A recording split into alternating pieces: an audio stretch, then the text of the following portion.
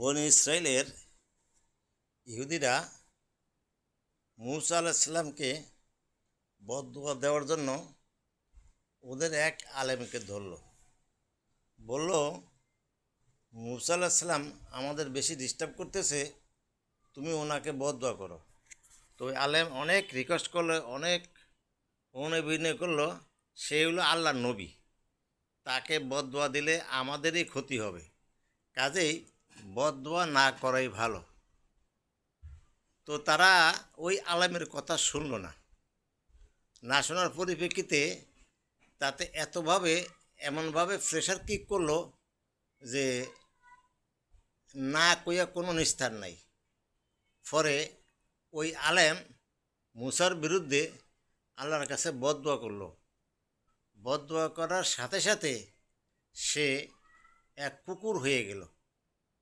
কুকুরের হওয়ার পরে তার জিহ্বা 1 থেকে 1.25 হাত লম্বা হয়ে গেল। কুকুর যেই ভাঁজভঙ্গি করে গরমের সময় জিহ্বা বাইর করে, ঠিক সেও তাই করতে লাগলো।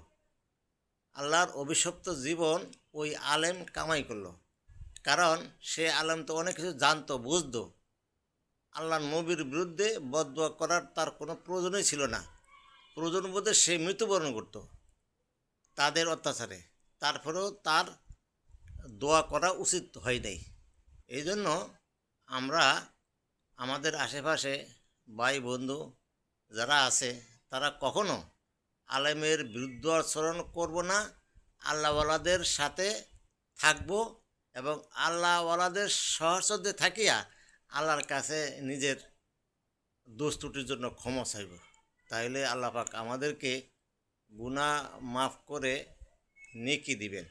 আর কোরআন শরীফে আছে, ইয়া আইয়ুহাল্লাযীনা আমানুত্তাকুল্লাহা ওয়া কুনু মা'আস সাদিকিন।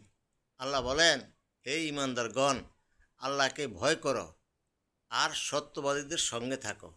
যদি সত্যবাদীদের সাথে থাকি তাহলে আল্লাহ আমাদেরকে মাফ করবেন। আর সত্যবাদী কারা?